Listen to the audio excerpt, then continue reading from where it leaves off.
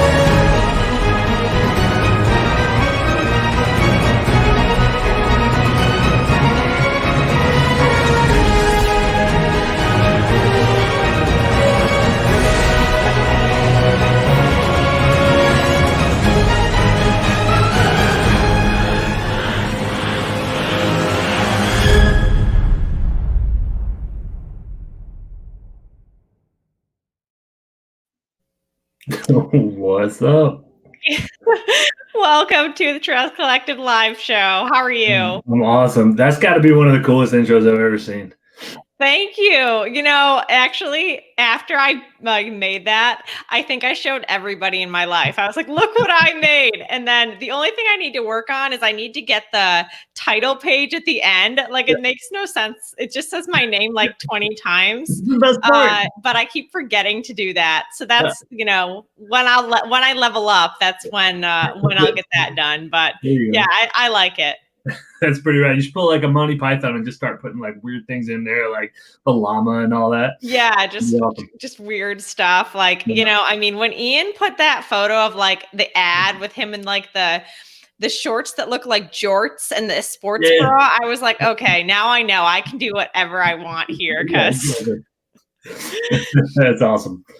Well, thank you for coming on the show. We are 2 days out from Christmas, so I think everybody wants to know, Vinny, what do you eat on Christmas morning? Normally I guess it's just whatever, but this Christmas there's been a special request for waffles. We recently got a waffle maker here. Ooh, so do you have like a special recipe, or is it going to be like the Bisquick? All are welcome here. No, so I'm actually I don't want to say that I'm like gluten free. I have problems with gluten, so gluten-free stuff is pretty big in this house, so that's really what it is. My wife sneaks in like bananas and pumpkin spice stuff for herself and some of the kids, but mostly it's just plain stuff. And then we just coat it in syrup. Of course, yeah. Do you do peanut butter on it? We have, not for breakfast. So I've got another like really weird aversion to breakfast foods that aren't served on breakfast. So like dinner is right out for me. I can't do that. I don't know why. Oh, okay. So you're not like a breakfast for dinner person? No, not at all. I don't, it's just, it bothers me. It's got like, it makes me angry when other people do it. I mean, but. So I could do breakfast at all times, but I do think that breakfast food for breakfast definitely tastes the best. Oh, Like, 100%.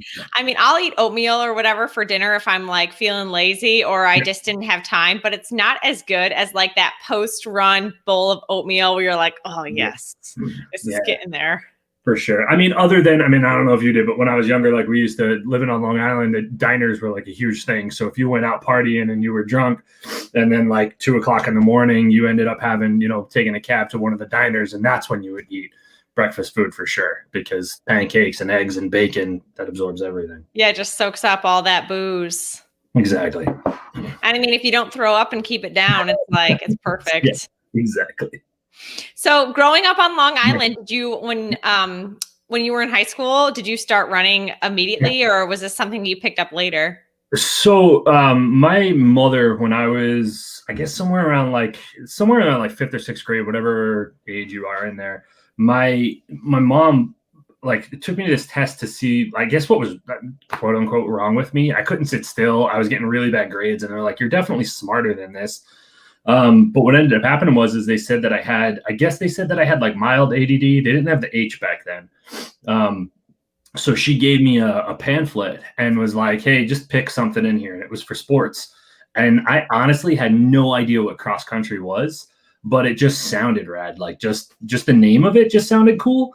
So in seventh grade, I started running, and the school that I went to, there were maybe 5 guys on the cross country team. So I moved right up to junior varsity at seventh grade, and then moved into varsity like really right after that. And not because I was good, but just because there was really nothing else. So that was when I started running, and then I stopped somewhere around 12th grade when I started smoking and hanging out in the band. Mm-hmm. Yeah. What instrument did you play? Play drums. Oh, okay. Like Yeah. school band or like garage band? Both. So when I was in high school, I was in the marching band, like total nerd marching band. I played the bass drum. We walked around doing stuff. We played Giant Stadium actually, and then somewhere around 10th or 11th grade, I met a buddy, and we just formed our band, and we played for a while. What kind of music?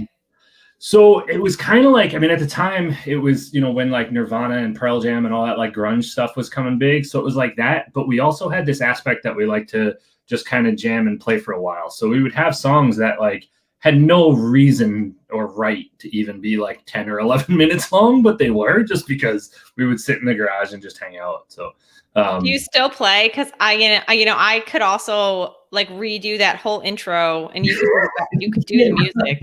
I need to. My kid still sits downstairs, and my daughter yells at me all the time whenever I talk about it.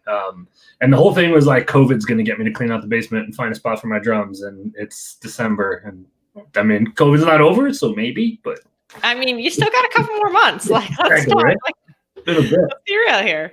I mean, well, you've been busy during COVID, so Sure. I mean, it does seem like the world has slowed down, but also sped up a little bit. Like on a macro scale, I think we've slowed down, but I know in my regular life, and also I feel like in yours, we have a lot more responsibilities that are just sort of like directly influencing us. Sure. Well, before we talk about your race directing and things like that you've been doing, I still want to like go through a little bit of more of your history. So you stopped running in 12th grade because you just started smoking and doing that kind of thing. When did you pick up running again? So right after I turned 30, I got divorced, and I did this whole like, I guess one of those things where I was like, I need to just fix my life kind of deal. And then I also have, she's going to be 5 in a few days, but she was at the time about 1.5 or so. And I was outside my parents' house, and I was smoking a cigarette, and she had come running up to me, and I did that like really awkward thing where I'd like taken it out of my mouth, and I like tried to blow it away from her while she was near me. And I just remember feeling like that was I just felt bad doing it. Like, whatever, if other people want to do it and do it, that's, I'm not going to judge any, but I just felt bad and guilty. And I was like, all right, that's it. I got to stop somehow. So I decided to quit smoking, and did one of those things where I was like, all right, I used to run, and it used to calm me down and make me feel good. So I tried doing it, and like really stereotypical. I'm sure, either you or everybody's heard this like same similar story where you just went out and ran, and I got like down the block and was like practically puking and couldn't do it. And then I was like, all right, I'm just going to keep going. And I just kept trying to run. And then I decided that when I was in high school, one of the things that I wanted to do was run the New York City Marathon. So I decided to sign up for the New York City Marathon. Turns out it's that lotto process and all that stuff that I didn't know about. Couldn't get into it. And then my cousin was raising money for Team in Training to run the San Diego Marathon. So I was like, you know what? That's a pretty cool idea. So I just decided to join her. My sister helped me out, and then a whole bunch of really cool serendipitous events led me to meet my wife while training for the San Diego Marathon. And then we just kind of kept running. So a lot of it, I think, is her posts the San Diego Marathon. I don't know that I would have, I mean, now definitely, but I don't know that I would have kept it going as much as I did right after that had it not been for her. Did you find that running kept you from like smoking and doing those kind of things? Yeah. I'm assuming you quit. Yeah. Yeah, for sure. Yeah. Yeah, I think so. I mean, I think like quitting or doing anything. So my mom used to give me this advice when I would complain about wanting to quit smoking and couldn't. And she would always be like, just do it. And I know it sounds cliche with the Nike thing or whatever. And my mom has some mouth on her, so there was often other words in there, but it was more just worry about the how later, but just do it. And I think that's really it. And the how became the running for me. But I think even if I didn't run, I wouldn't do it because at the time I really didn't want to. I didn't want to smoke. I didn't want my daughter to smell like smoke. I didn't want her to smell smoke on me or whatever it was. I just didn't want to do it anymore. I miss it a lot sometimes, but I don't want to do it. Mm-hmm. So, are you someone that in other aspects of your life, like you don't really need to hit rock bottom to make a change? You're just like, you know what, today for example, like, gluten makes me feel like crap, so I'm just going to stop eating it today. Not like, oh, taper off and then like cheat every other day, that. Like, are you just somebody that like, you know what, I want to make a change, I'm just going to make a change? it depends. Yeah, sometimes for a lot of things, and I think I can do that. But sometimes I do torture myself a little bit. Like I really can't handle like certain candies, like jelly beans. Just really it's awful. I love them so much, but they just make me feel like crap after I've eaten a handful of them. And I'll still do it, but not as often as I used to. But yeah, I think it is. I think it's more. It's that balance, right? Like I think it's like this really doesn't make me feel good, and this like doesn't make me feel good for a little bit. Am I willing to deal with that for a little while? Gotcha. When it's something serious, it's like, all right, this needs to go. Yeah, for sure. And then and to that point, no, it doesn't always have to be rock bottom, but I think it's got to be close enough for me to be like, no, it's bad. So in the 10 years or so between your first and second running life, what were you doing? What was your job? Because I know that you didn't always race direct. So No. what was the previous life? So I guess right after high school and all that stuff, I was delivering pizza and I was in another band that was kind of doing well-ish, enough to like make money and pay some rent. And the pizza thing was great because I could wake up at like 11 o'clock at night. 11 o'clock in the morning and go in if I wanted to. If I didn't want to, I would just call them up and be like, nah, not today. And it wasn't a big stress. And then after that, I started working at Best Buy and did the whole Geek Squad nerd thing for a little while. And then got into some real IT, which was kind of like small business support on Long Island. And we helped around a bunch of those things.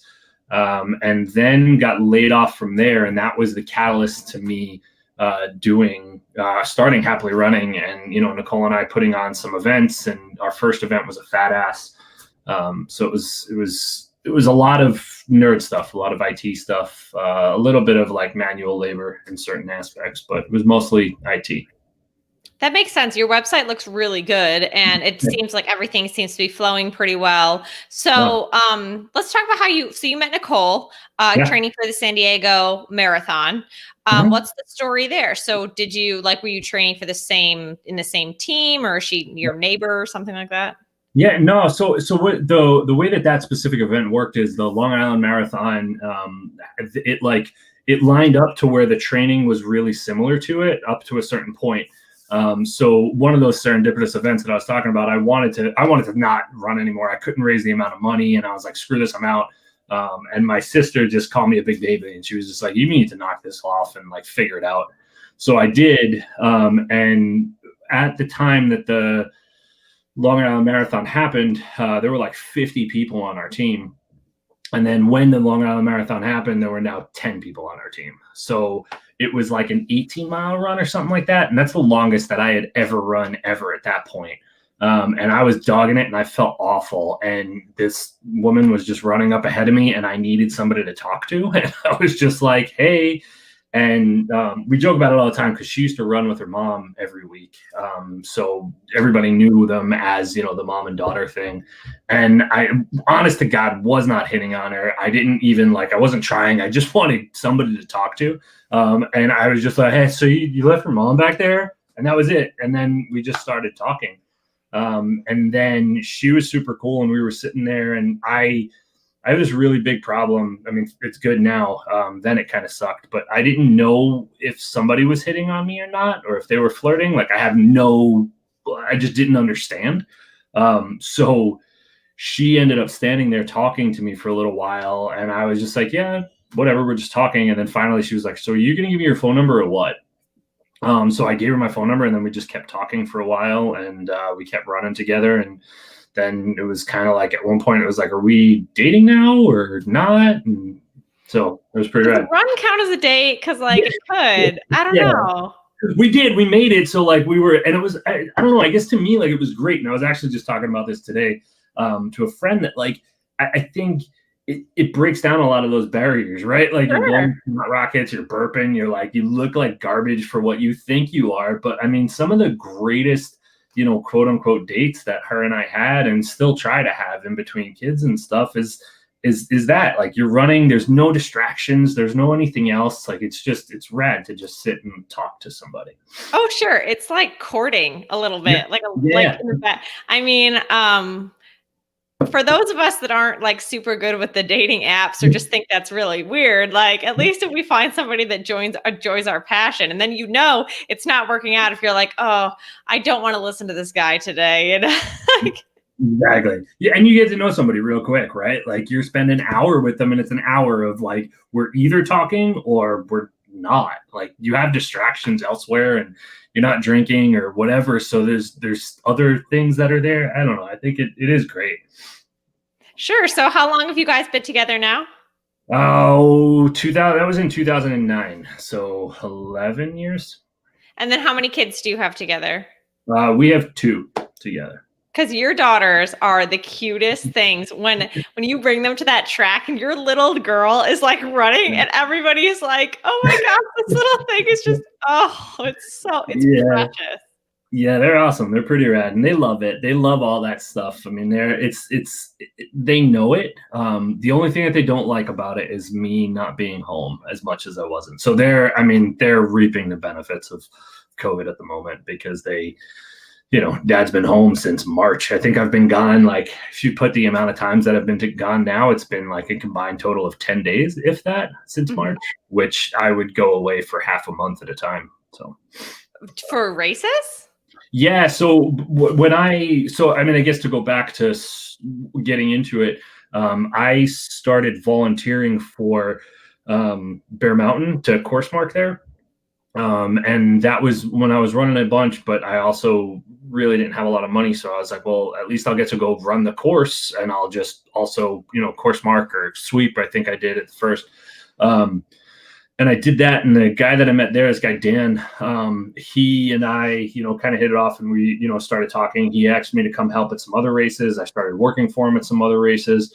And then he got me hooked up with Spartan Race. And then I went from being a course marker there to being a race director there. And our build cycle there was 14 days. So you would travel on a Thursday. And then you would land and you would start work on Friday and you'd work from Friday all the way through till the 2 Mondays later. Okay. Okay. So you came into like the Spartan. How many Spartan races have you done? I've race directed. I don't know. I was there for about 4 or 5 years, so maybe 30, 40, something like that. So what was that like? I try not to be jaded about Spartan. No, it's cool. And also today I have to admit I did just watch like an episode of the Spartan Games because they Yeah, featured Kellen Taylor and she's yeah, like, just the woman of the year. yeah. And so it looks like I wish I could appreciate it a little bit more than I feel like I do because I know those athletes like Ryan Atkins, awesome ultra runner, mountain runner too, Yeah. Nicole Miracle, amazing. So convince me, like, does it take to put on a Spartan race, and You're, what's going on behind the scenes? you're talking to the wrong person about convincing. Oh no. No, that's not true. So full 100% disclosure, I have done one obstacle course race myself, and it wasn't even a Spartan race. It was an older one by Merrill, whatever they were called, like Down and Dirty or something like that. And my wife and her family, we all did it together. But I put on a bunch of them, and I think the wonderful thing about them themselves and the events themselves is that it's a way for people who wouldn't have another way to test themselves, right? So it's this thing where you're like, I can go and I can lift this heavy thing, or I can climb this rope, or I can get over this wall, and it feels very primal, and it feels very, very, amazing to you. And the cool thing about it is that I really think that like every I think there's something for everybody, and every moment of you not like, if you're like, oh, I can't climb that rope, well, you can try that rope, and everybody there is supportive for the most part. I think that the company has come a long way in what they do, and I think they've done a lot of really great things for people. I think it's something that everybody should try at one point or another because it's different, and I don't think that you have to complete everything or compete at a high level to be able to do it. There's the elite heat that goes off, and it's amazing to watch those athletes. I mean, like you said, Ryan Atkins. I mean, there's a couple of other people like there's this dude who works for them, Steve Hammond, who's hands down one of the greatest athletes I've ever seen. He can do that. He can run. I mean, he skis, and he lives on the back of Squaw Valley. So like he's in there like skiing all the time, and it's just fantastic. There's a couple other people. I mean, Amelia Boone is another one who's out there, and I don't think she does them anymore. She does a lot more running now. But there's a lot of really great stuff out there for it. Like I said, I think it would be something to try. I don't know. I think some of it is also a little, I guess to me, there's just too much of that like machismo attitude towards that specific event. Now, there are other fantastic ones out there. There are like Battle Frog was another really great one that's out there. Tough Mudder, I know, was still similar. I worked for another race called Stadium Blitz, and we had really tried to take all of that out of there by by making it a timed event, and by making it more about points and each obstacle, and like not punishing people with burpees, but by letting them just skip that obstacle and not get the points for it. So like you got rewarded for completing instead of punished for not completing. So it was a little bit different there. But at the end of the day, I think it's another thing for people to go out and get active with. So it's good. Mm-hmm. Well, I have done the Ithaca Tough Turtle. There you go. There we go. I hit my obstacle course race for my life. Awesome, right? Like, so like if those are the things that come out of it, is if like, some people have that and it becomes a fad that it can help local charities like that, then absolutely. Yeah, no, I think it's great. So you have I did not know that you worked for all these timing companies. So what are like the biggest logistics like going into putting on races? I mean, in addition to putting on your own 3 events, you're also a timing company. You also will consult with other races and stuff. So what do you know that, we're not thinking about the runners when we're coming to the race? Like, what are all the things that are going on? So it's really just one, that nothing is perfect, and that's really it. Like, so I think my biggest my biggest downfall is where my where I hold on, I'm trying to find the words there. I think my biggest downfall as a person is where I kind of almost have turned that into a talent, if you will. And that's like just being able to react at the last minute. So I procrastinate way too much. I mean, you got the email that it was what, like 5 minutes before this, and I was like, I forgot the link.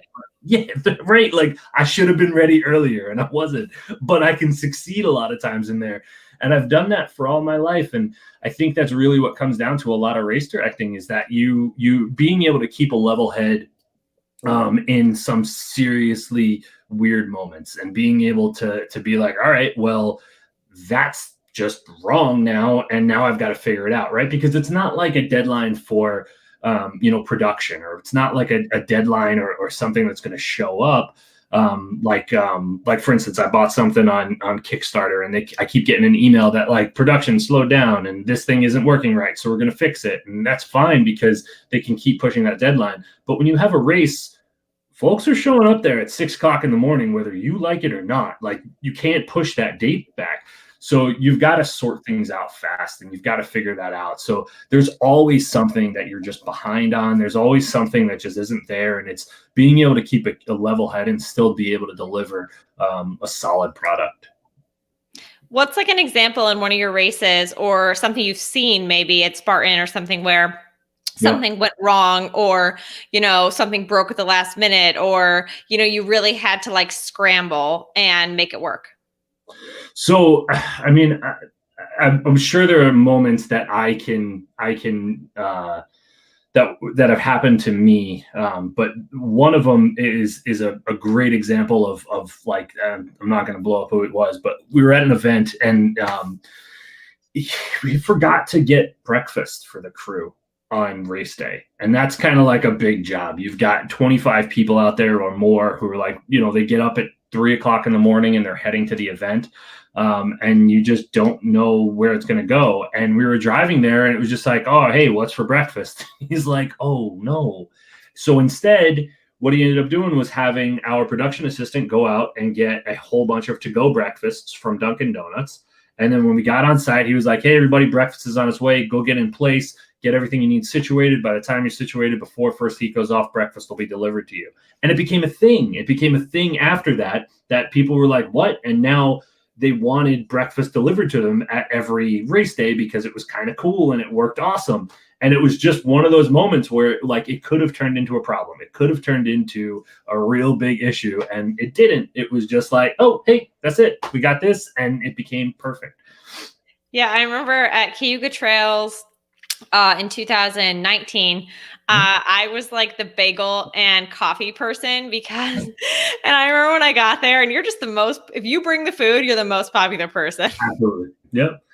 Yeah. And that's one of those things, right? Like, it's just like, hey, like, and I mean, there's a lot of them. I mean, I've been out there where, like courses didn't get marked right. Or even last year at Cayuga Trails, I marked course for Ian, and we got there, and I had one of the other guys working with me. I don't know did you end up running it this year or no?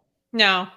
So it was there was part of it that was over by Buttermilk, and then there was the other part of it that was over in the park. And when before it left the park, somebody had taken all of the markings that we had put the night before, like literally all of them. So I left to go run, and I was just like, oh, like just to pre-run it, and realized it. So I had to go out there and mark as much as I could beforehand. So stuff happens. So talk to me about marking a course. Yeah. Or even building a course. I talked a little bit about this with Scott McGee in our episode. It just seems so complicated, especially to me, where I will get lost if the course is not marked, because I do not study the trails. And even if I looked at the map, I'd probably be like, yeah, it's a pretty map, So when you're building a course, how do you do that? Yeah. So, I mean, I think the first thing is, right, like when it comes to like actually making the course from nothing, it's you figuring out what you want to deliver. So you've got somebody like Scott or even Ian who puts on these epic, beautiful courses, and there's a reason that they're going to a certain place, and they want to deliver a view or an amount of something. If you're just trying to piece something together, to get a course, out of somewhere, it's a little bit easier than that, I think, because, it's just finding the trails that connect and then coming up with a certain distance from there. But as far as like marking it, I think there's like I don't know. I've been doing it, like I said, for a little over 10 years now. So there's so many things that you just kind of do. But I think the biggest thing is just like putting a marker to where, I don't even know that that's true. I think more it's just being consistent, right? So like there's some where you can just go and just mark for a while and not have markings, and then put it at, like intersections to let people know that you should or shouldn't take that turn. But I think with the way that I like to mark with the groups that we have for our races that are down on Long Island are more like line of sight or where the next place that you would look. So a lot of times while I'm putting a clothespin out, I'll look to see where another place that I can see is further down, and I'll put it there.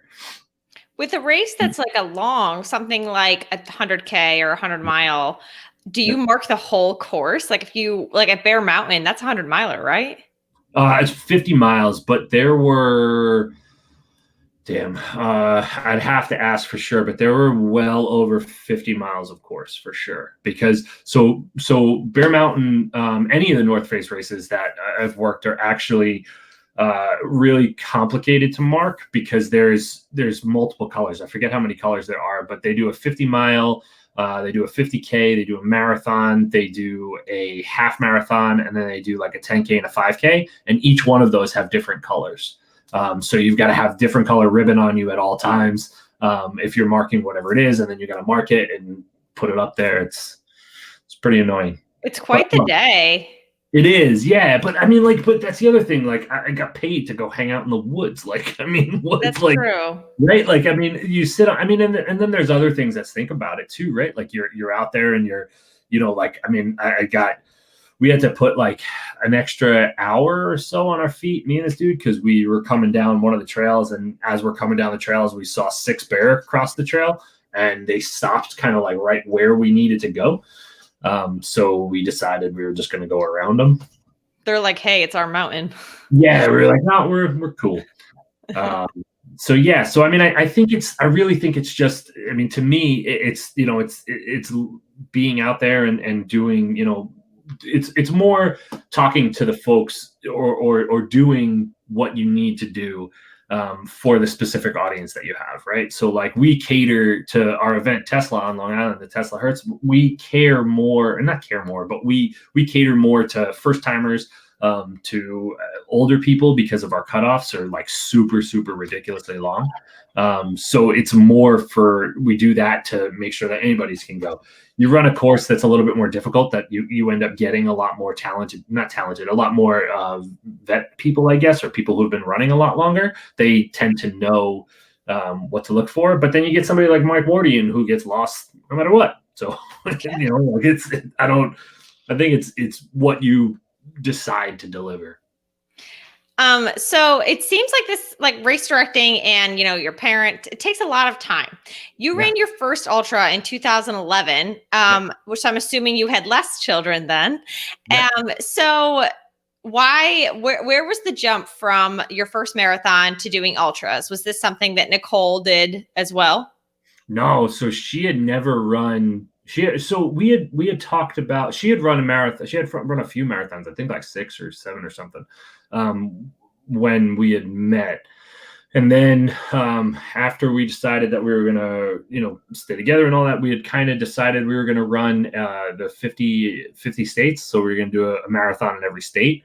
And then I read a Runner's World article about a dude who ran 100-mile race. And it was, I wish I could find the article, or I wish I could find the actual copy of it. It was a dude who had these like B-striped leggings on, and they were a big part of the story. And I don't fully remember why. But he had ran them and whatever, and he talked about it. And I remember just like putting down the article and looking at Nicole and being like, that sounds amazing. Like, that's ridiculous. Like, just 100 miles and just running, and like all the experiences that he went through. And he ended up DNFing in it, I think. But it was just this like wild like ride. And I was like, that's it. This is what I want to do. So I looked for 100 to sign up for, and I didn't know that you needed to like, I mean, I guess like, I don't want to sound like like I've been doing this that long, but like even 10 years ago, like there weren't as many, and a lot more of them required you to do something over 50 miles beforehand, or at least the ones that I had saw. So I signed up for Virgil Crest to run 50 miles. And I ran to the turnaround point and promptly DNF'd because I didn't belong there at all. It was pretty bad. I got beat up. That's a pretty tough course. Yeah, for sure. I mean, and I came from Long Island. I didn't know, I didn't really fully understand how difficult that course was, but it was close, and the registration was open. So I signed up for the 50, and I showed up, and I just got beat up, and I fell in love with ultra running and trail running, and ultimately the community up here as well. So that was your first ultra. Did you run on trails at all? Like, what was your training looking like up to there? There's a little bit of trails down on Long Island, but mostly it was road. I mean, there's really not. I think there's under like 350 miles of total trail on Long Island if you were to like literally go out and run every mile of all the trails down there. But I had hit a lot of it, but there's not a lot of elevation there, so it was more difficult to get up and do stuff like that. Well, ultimately, so was your first ultra was ComSat. Was that how far after Virgil Crest did you like complete your first ultra? That was months. So it was like, I think the DNF thing, like that really, it haunted me. And I mean, Virgil itself, all the DNFs had there haunted me, and they kind of pissed me off because every time I thought I was prepared, and then whatever it was that I had dialed in wasn't what blew me up the next time. So it was this really weird way of all that. So it was, and then I continuously just found whatever the next thing that I could sign up for was to prove to myself that I could do it. So like I signed up for the 50 mile, and I was like, that's it. And the next event was whatever ComSat is in like March or something like that. So I signed up for that and went out and did that. And then even my first attempt at the 100 mile at Virgil, I really badly failed there. And then went and signed up for the New Jersey Trail Series in like April or something like that to do that one. So it was really right after. Yeah. And I mean, you did really well. You got 10th there in 20 hours, which eventually you did finish Virgil. And at Virgil, you also got 10th, but 30 hours. Like, okay. Can you explain to me like the difference in hundreds there? I mean, 10 hours. Yeah. Preparedness, really, I think. I mean, like the New Jersey course is a lot thinner, like a lot smaller. It was still loops, but it was flat, right? So you're going out and like doing stuff there. And then the Virgil courses, I mean, it's anybody who's either heard about it or knows anybody that lives around here. It's like this ominous, like just this epic course that it just hands you something every single time. And with Ian, whether it was either by design or just because he needed to, exactly. Like it was always tweaking it, right? So because it was always tweaked, like it always had something new. And I think with me, because of going into Spartan, which is what ultimately stopped letting me run as much as I was, which kind of led to me not signing up to a lot of races and not being able to train as much. It just, at one time I was fit enough to stay on my feet, and that was all I needed. And I was like, that's it. I don't care. I don't care about time. I'm not even going to try and run. I don't give a shit. I'm just going to go, and then I'm just going to come back. And it was really, really weird. Sometimes around like 30 miles or 40 miles, I looked at Nicole. I'm like, I got this. She's like, easy. Like, you've got a lot longer to go. I'm like, no, I know it. I have it. And that was it. I just kept walking. And I'm not super proud of that time, but I got a buckle. So. And it's 10th place. So, yeah. I mean, only 9 people were ahead of you. Yeah. I mean, you know what, in races like that too, like, I mean, as much as 10th place sounds cool, I think like the other part of it to me sounds better. Like all those people had to stop at some point, right? Like, because to me, that's when I gave a lot of those folks credit. Like, because I DNF'd a bunch and I watched people finish, or I watched people keep going back out, or I came back the next day, you know, from one of the hotels or whatever it was to watch some other people finish, you feel for it. You're like, wow, like I slept last night and that person's out there still going, and it's different. It's incredible to me. Like, I'm like, I've probably slept for 3 days and you're still going. Yeah, exactly. It was pretty wild. So I did notice that on your ultra sign up, you do like do 1 or 2 ultras a year. Like, it's pretty manageable. And Yeah. in my brain, I was like, oh, it's probably a strategy. Like, he, just wants to be ready for each race. It's like the elites that do 2 marathons a year. But really, I mean, you kind of just led me to, like, you just didn't have time, like a work, race directing, family, which, I mean, that's a strategy, I mean, they're keeping you healthy. Yeah, for sure. I mean, I think it's that, and then it's also the fact that like Nicole likes to run, right? So she wants to do everything that I do just as much. So it's hard to, not hard, but it's part of that balance. So now with kids, it's a little bit more difficult. But before, we used to run a lot of the same races. So like when we signed up for New Jersey, she ran the 50 mile, I think, that year. And then the next year I ran the 50 mile and she went out and ran the 100 mile or the 100K. So it was just, whatever fit into our realm of training or what we wanted to do, we would try and find races that had something for both of us at the time. Or like we would go and one of us would volunteer at it. Now that we have kids, it's a little bit different. It's a little bit more of like, all right, who's going to hang with the kids while the other one runs or something along those lines. Yeah. What is like a daily schedule look like? Like, say you're both going to train for a race. Yeah. How do you guys manage your time so that you're able to watch the kids and stuff? I'm assuming there isn't much running together going on. No, we haven't ran together in a really long time. But actually, yeah, it's gotta be almost a year. It was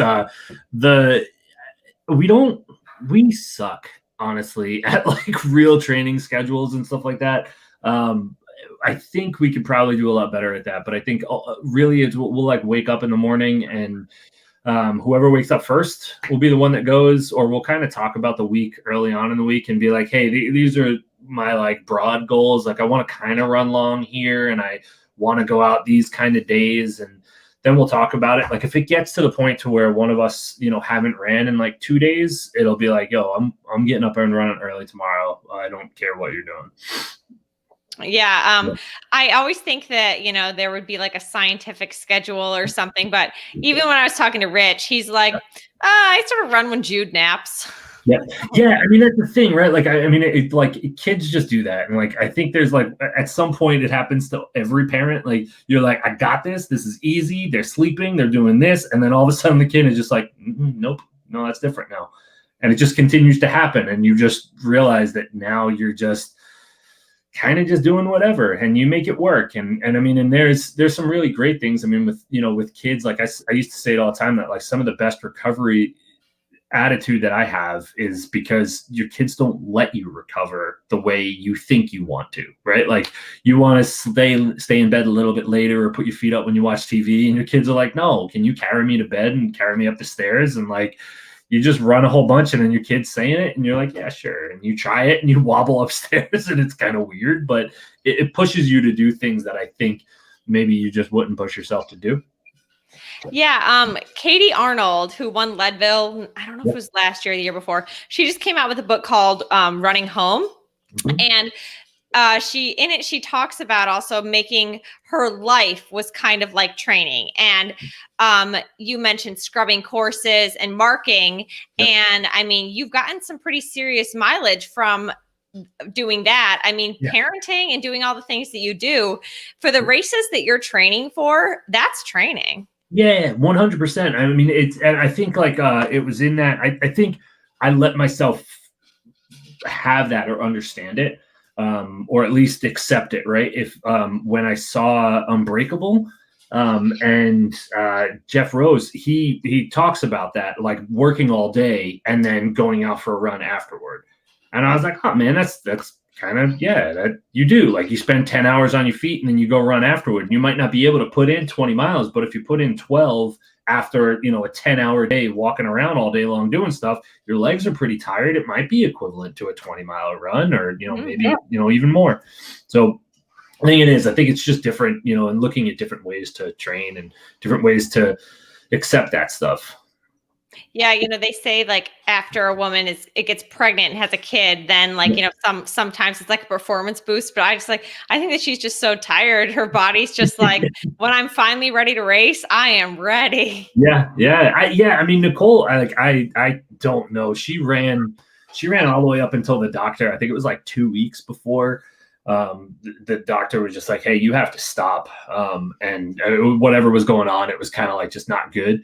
So she's like, you have to stop running. And then with Samantha, our second kid, we went for a hike at Hammond Hill the day before we went to the hospital. So she was moving the entire time. Yeah, that's quite amazing. I mean, does Nicole what is her like role? So let's talk about race directing, I guess. Like what is the roles that you each play? Like whose idea was it? How did this get started? So we were sitting there, man, I don't even remember what we were actually like doing or reading or whatever it was, but we had heard about a fat ass race and what it was by itself and how that happened. And for anybody who's listening or watching that doesn't know, it's just kind of like a free race that like doesn't have a race director, but somebody kind of organizes and whatever it was. So we were like, man, that would be fun. And we were kind of upset with the Long Island ultra running scene specifically because it didn't seem as good as it could be.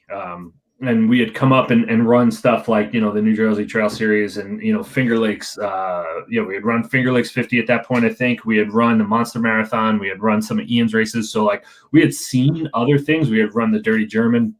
And we were like, man, we need to do something.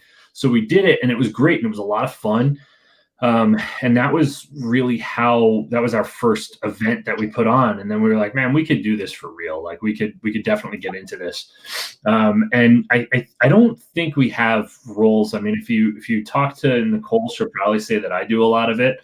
But I think a lot of it gets done. But ultimately I think it's neither one of us could do what the other one does, but neither one of us could do it without the other one either, if that makes sense.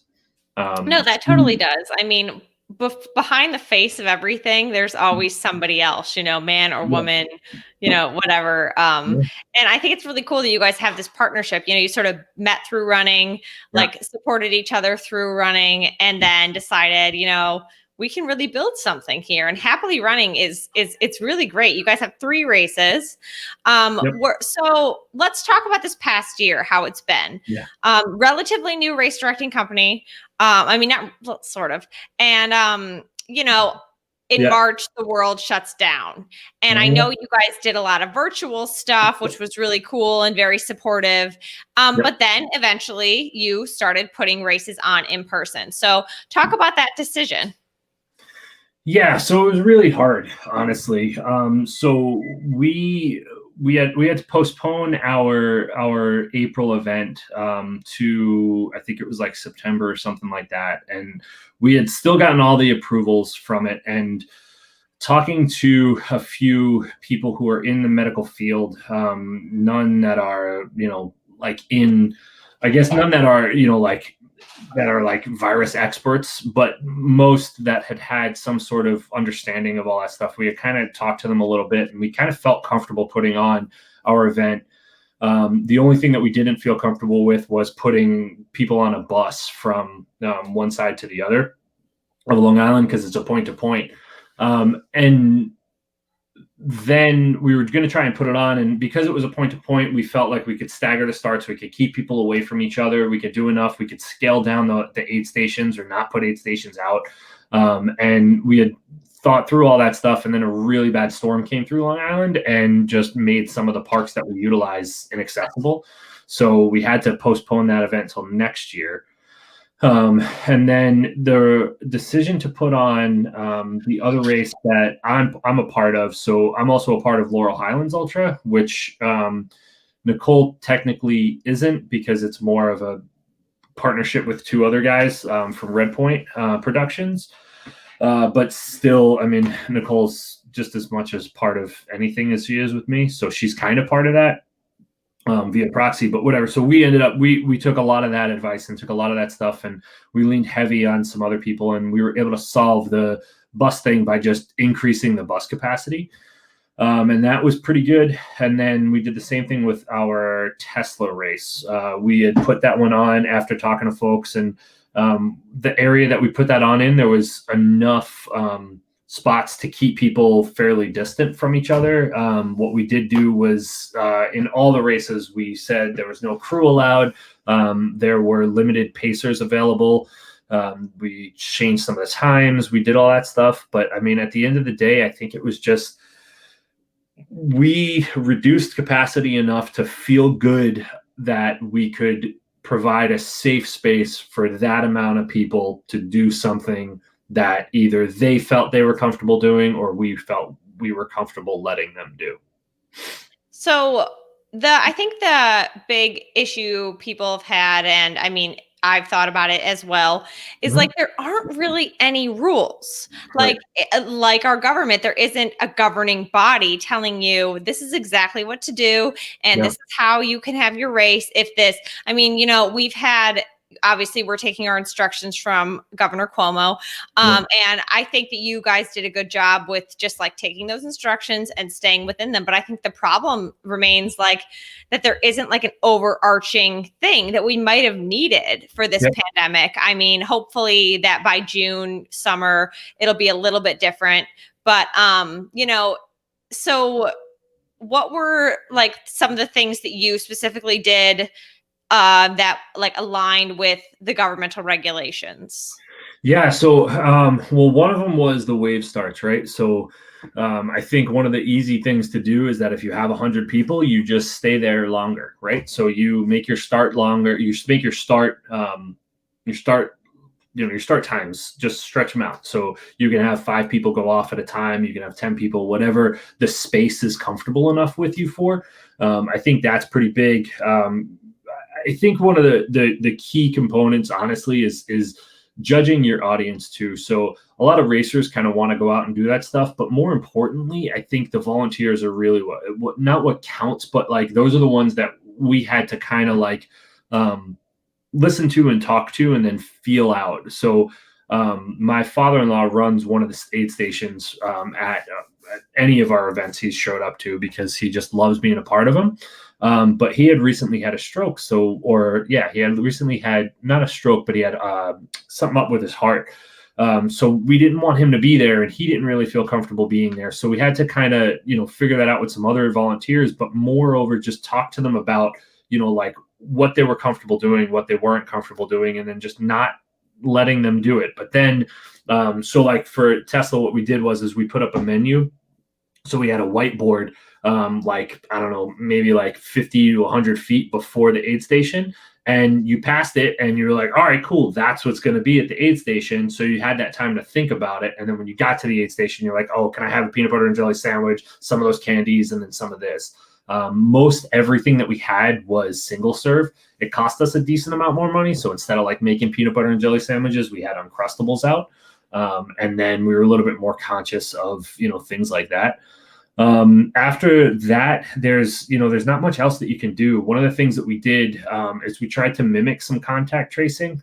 We can't, like, we don't have the ability to develop an app and, keep people around. So what we did was we relied on a bunch of folks. We asked them very specifically right out front, or we told them specifically right out front that we would be following up with them in a couple weeks.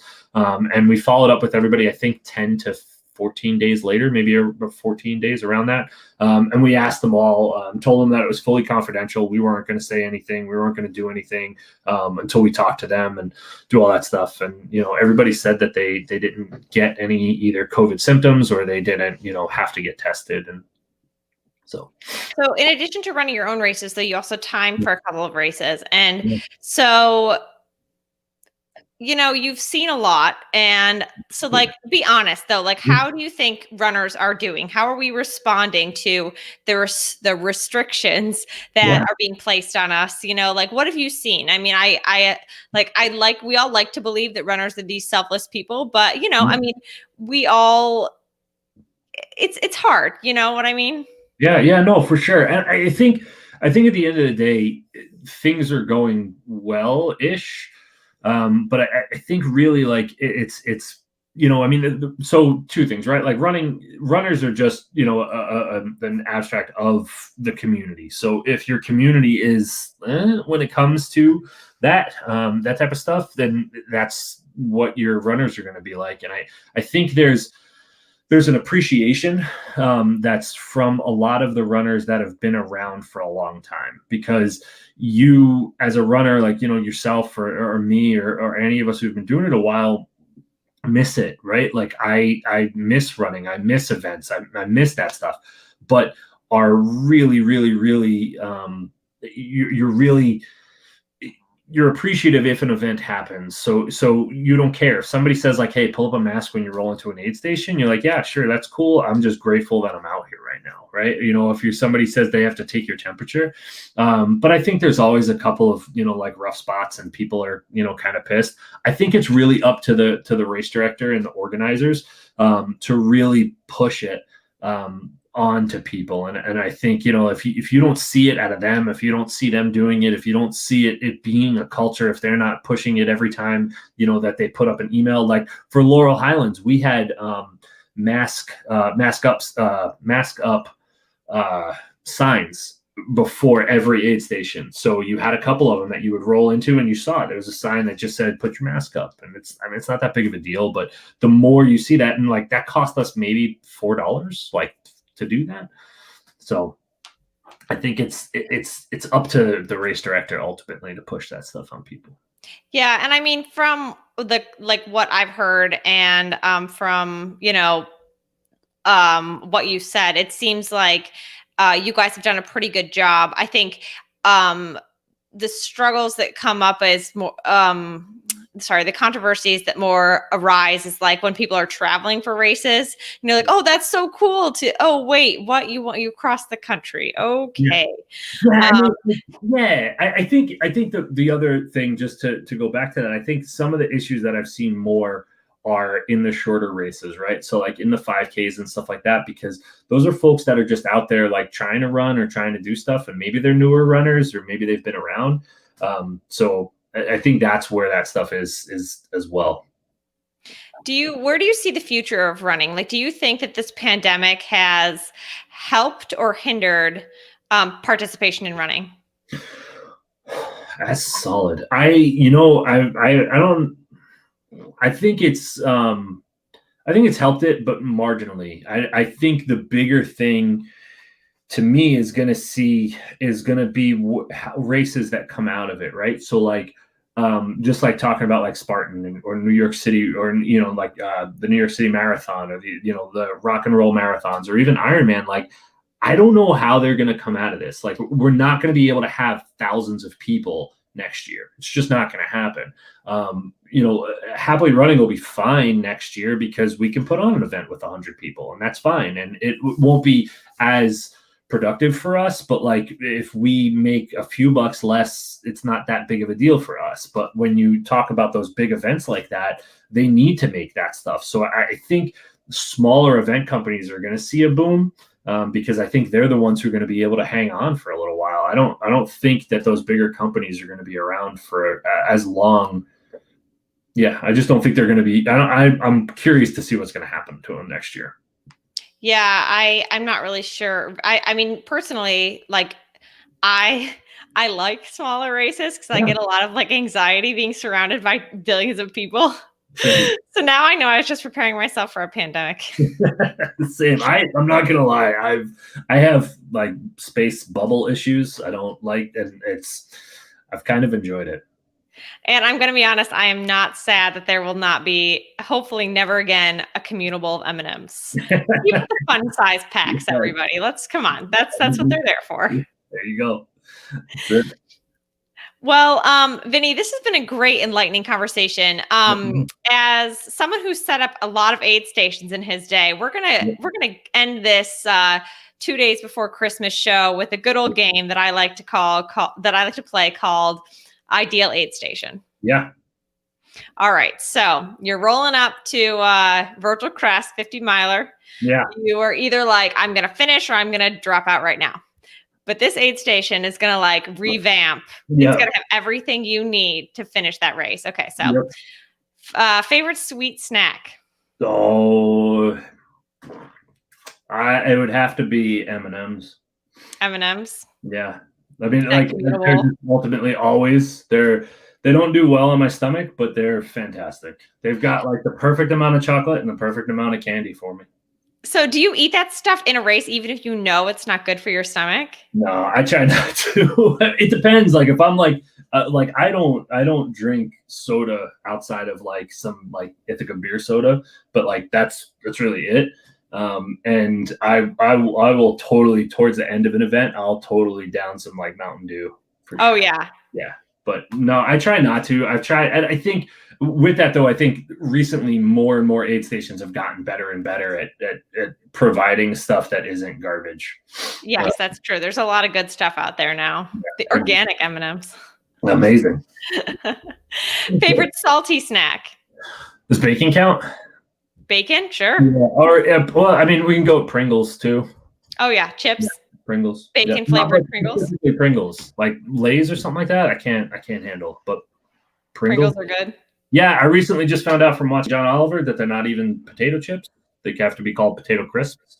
Oh. Yeah, they don't have enough actual potato in them to be considered. That's a solid snack, you know. Exactly. Yes. Right. Favorite hot food? I would go bacon there or a cheeseburger. Cheeseburger for your aid station? Yep. Yes. Favorite sports drink? Oh man, it was Scratch until this past weekend, but yeah.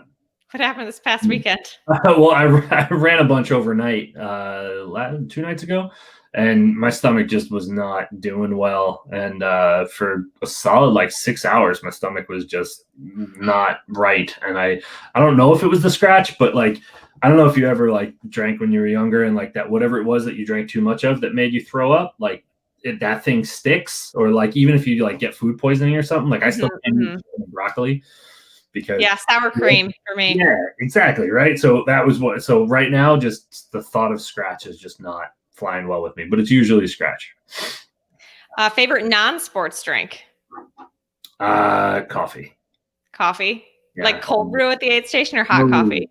Hot coffee. I'm not a cold brew. I'm not like, for me, coffee needs to be hot. I'm a kind of a coffee snob, so it's always black and it's always hot. Okay. We can discuss this offline. Favorite item of gear that would just like make your day at the aid station? Oh man, I don't know. I don't run with music often. But if I did and I was probably like really down, it would be the aftershocks, the Treks. Oh yeah, you got them on now. I do, yeah. I wear them constantly because they're fantastic. I have a pair. I liked them, but then I got a different pair of wireless headphones from Jaybird, and I love them more. So I just, you know what it is? I love the fact that like I can go out and I can still hear it. Like, you know what it is? It's like somebody put music in my head, which is just that's perfect. If I could do that, sign me up. Like if you could just implant like something I could stream music to, that's fine. Yeah, I mean, they're supposed to be good to hear cars, but I bet you're just good. Like you can hear your child screaming, and you're like, oh, yeah, you can. I mean, and they're great for stuff like this, but to be able to hear you, or their phone calls or all that stuff. I wear them constantly, but that would cheer me up significantly if I was not doing fantastic. All right, last question. Yeah. You can't pick Nicole. Yeah. If you could have like a celebrity or somebody to meet you at the aid station, maybe just give you a pep talk, or even if they were able, let's say everybody can run a couple miles with you, who would that be? If it can't be Nicole, can it be one of my kids? No, it has to be like a famous celebrity. Like who are you fangirling? Oh my God. It would probably, it's gonna sound so weird. This is really weird. It would probably be, oh man, JD from Scrubs, but not Zach, like not the real, like not the actor, like JD from Scrubs. JD. Okay. Yeah, Yeah. it would have to be him. Like he would have to like show up as him and like be in that character, and that And would he could even take care of you if you like, fell yeah. over out in the trail. I've never watched Scrubs, but I'm assuming he can. I don't know. It's a silly show, but it's one of those shows that like I don't know, like it just I watch it and I'm like, man, it's just I would be part of that. I'm not a big movie or show kind of person, but like that was a solid show. Yeah, there are just shows that make you smile. Yeah, and that was it. Like I could put on any episode and be like, yeah, all right, cool. Well, Vinny, thank you for playing my game. You win. Same here. Awesome. And just to close out the show, where can people find you online? Give us like social media links and any cool projects coming out of Happily Running. Yeah, so me personally, I'm Vinny Runs on everything, I think. And then same Happily Running is Happily Running on everything, either Instagram, Facebook, Twitter. We're not on Twitter at all much. We are on TikTok, and I haven't done anything yet with that. Next cool project, we do have a really cool idea for a virtual run. I was gonna try and launch it tomorrow, but probably not.